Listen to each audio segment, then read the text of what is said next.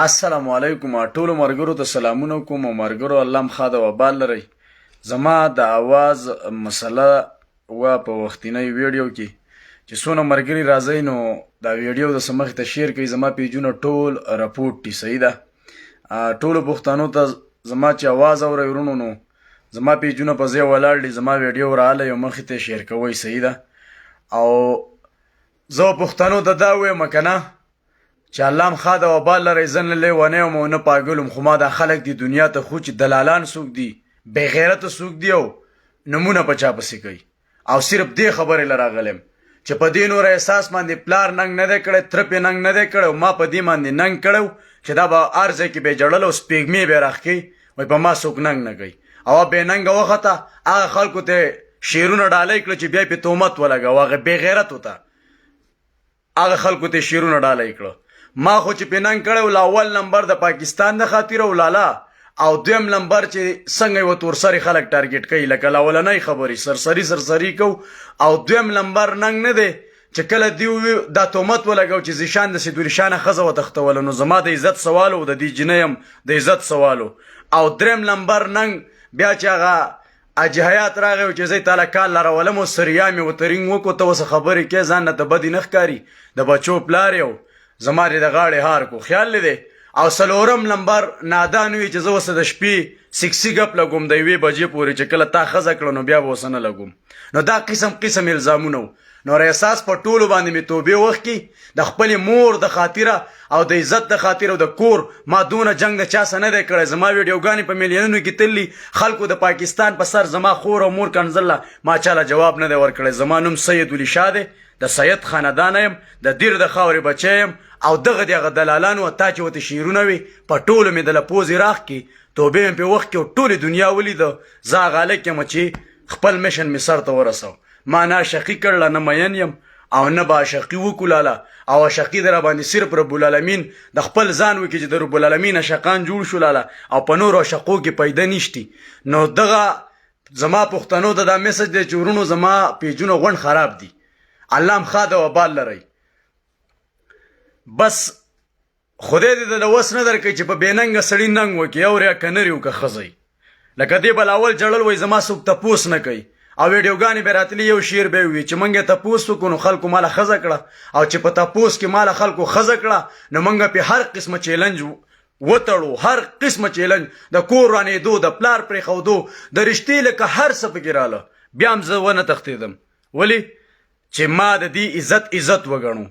سپی مې ته جوړه نه کړه هغې څه وکړه هغې په ما خاورې راواړولې دا سترګې راله د خاورو نه ډکې کړې نادان ته شیر وي نادان په جواب کې څه وي وایي ما ته سکسي ګپونه لګوي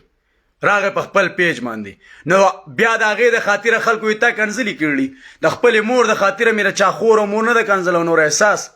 ستا د خاطره مې د خلکو ښځې خاندانونه لوړې بوړې کړي او بیا مې په توبې وخت کړلي نو دا داسې هلک دی مکه و پاغه خلکو ننګ چې هغه تعالی عزت نشي درکولی زما دغه میسج دی وارننګ میسج چې ما دا پښتانه دی ګواشي دا ما دا جهایات څه په لایب کې ولیده یا دا ماره زیشان څه په لایب کې ولیده یا دا ماره تاریخ نادان څه په لایب کې ولیده دا درې تنه دا دی واوري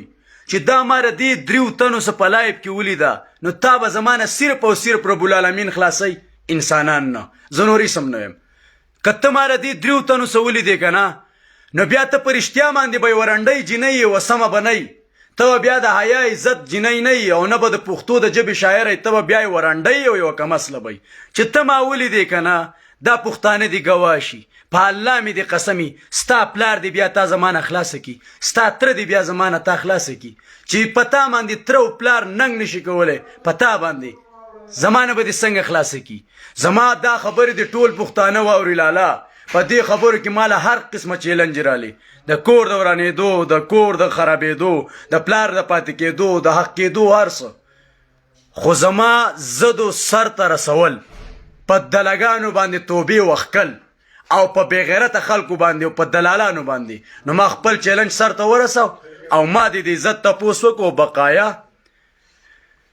بقایا چې زه تاره دې دریو تنو څه وینم که نه نو بیا به ته زمانه ځان نه دی ځان ډېر په ګرانه باندې خلاصې بیا خلک وی لیونی دی زه لیونی نه ما صرف دلالان دی دنیا ته خو چې رابطې وسه دیو کوي ټلیفونونه دیو کوي د شپې د 1 بجې پورې وسه ګپونه دیو لګي او د غاړې هارې ته زما ساس کړو نو کونیان یو نران نرانی نو ما خو بالکل ستا د عزت ته پوس کړی دی الان کې خلکو پکې زما عزت ټارګټ کو او دلالان مې دله ټول سریام توبې مې په دله وخت کې او شعر مې کړی د ټولو پښتنو سه او ټول مې دلالان ثابت کړو بقایا زه اوس خپل میشن کې بزم پاکستان زنده‌باد عیسائی زنده‌باد آرمی زنده‌باد مسافر زنده‌باد افغانستان او پاکستان دواړه زنده‌باد مسلمان زنده‌باد خو چې زه په کوم اورستاره دې خلکو سوینم نو بیا د خدای ماته ټینګه کا اوري لکه بیا به ستا خلاصې نه دا پښتانه دي ګواشي زه نورې سم نه یم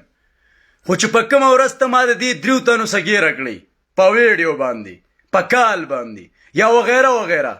نو بیا ته زمانه ځان خلاص کا اوري ولی چې دلته په زمون خور او مور وکنځي او قسم جنگونه ورسه پکې وشو او ته اوس سباله بیا راځي نو بیا خو ستا په سترګو کې حیا نشتی نو دا پښتانه دي ګواشي